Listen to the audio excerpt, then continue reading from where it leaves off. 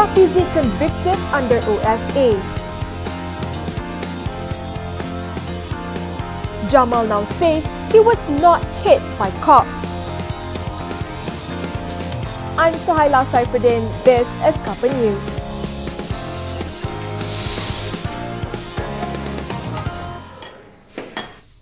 For breaking the Official Secrets Act by exposing the 1MDB audit report, PKR lawmaker Rafizi Ramli was slapped with an 18-month jail sentence by the KL Sessions Court.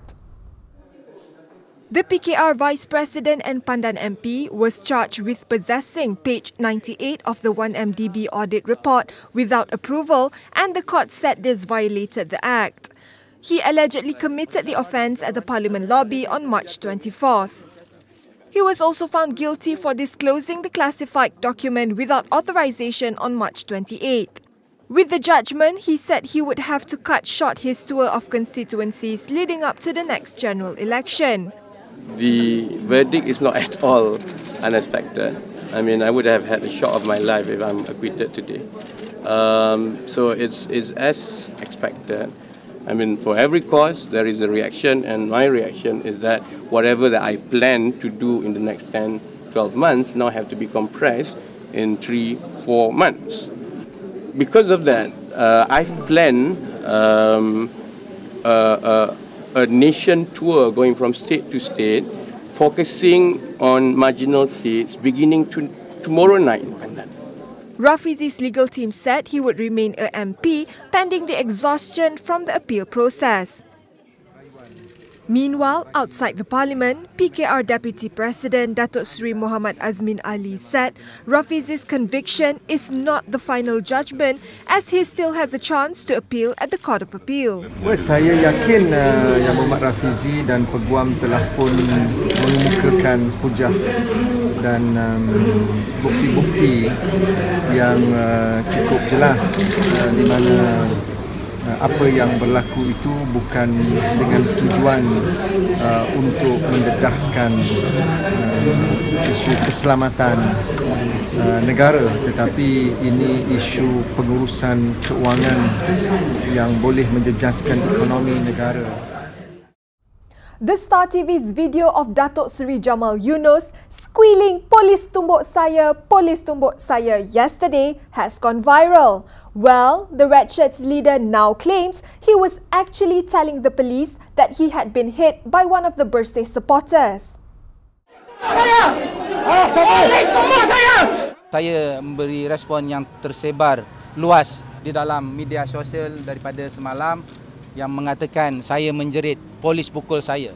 Ya, ketiga itu berlaku pergelutan. Bukan saya sebut polis pukul saya.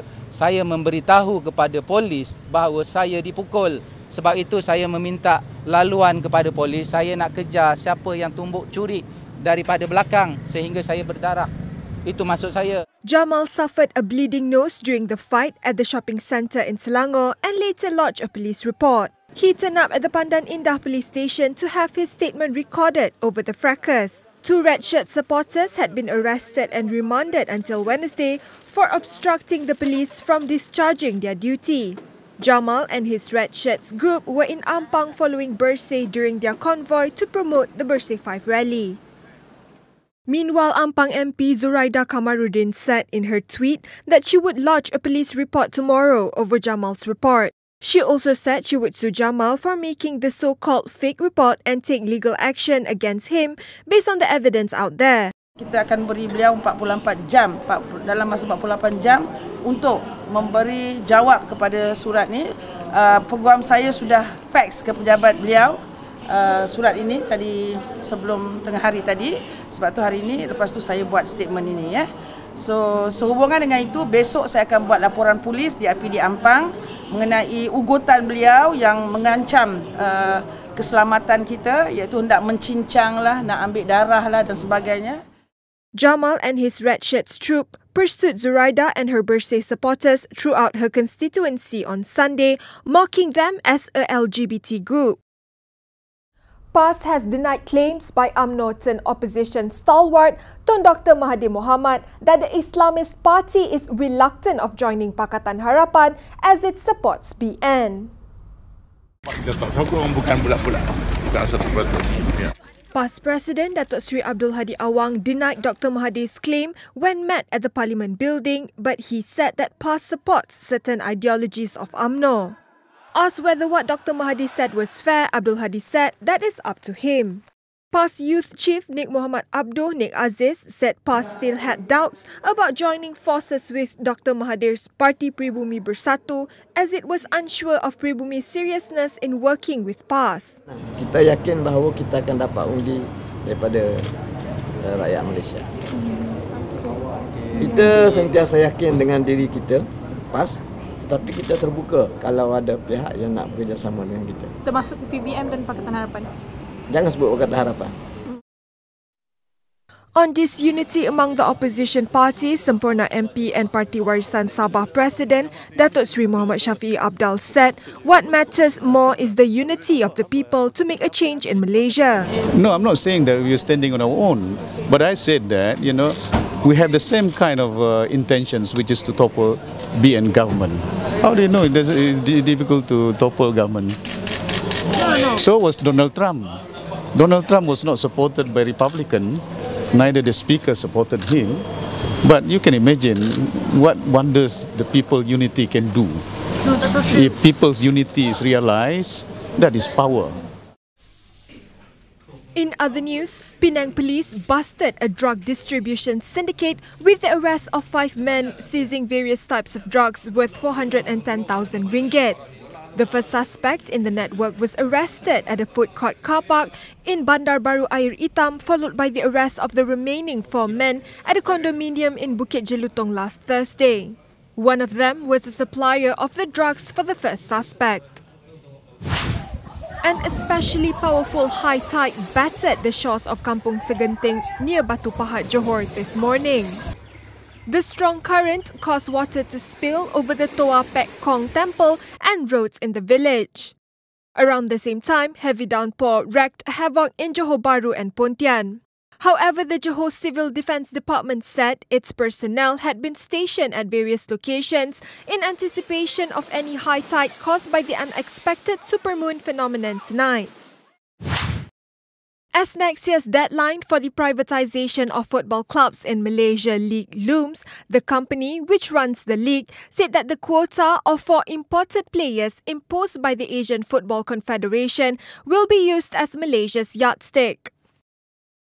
Salah satu target kita ialah untuk ada pasukan-pasukan yang dapat bertanding di dalam Asian Champions League secara merit. Kita hendak pasukan kita kompetitif di dalam Champions League.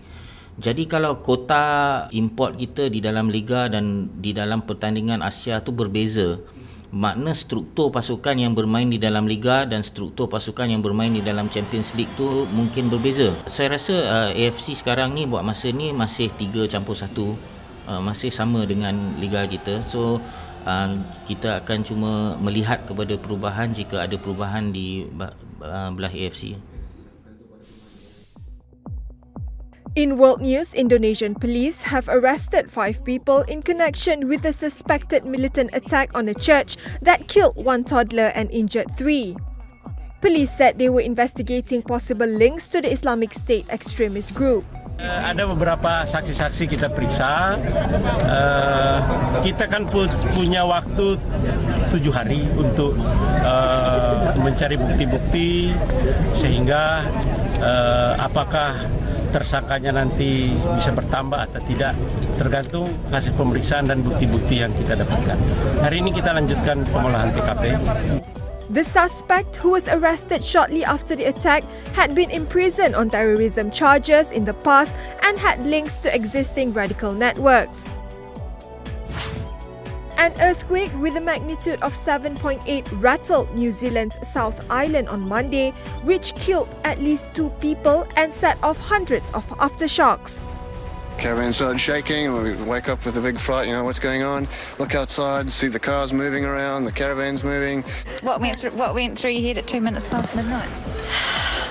Help and get me out. It was hard. Sorry. Do you want us to? I was in the Christchurch ones and let's just put it all back.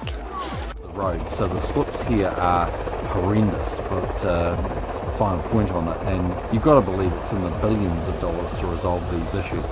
New Zealand's civil defence declared a state of emergency for the South Island's Koikora region, centred on a tourist town about 150 kilometres northeast of Christchurch, soon after Monday's large aftershock.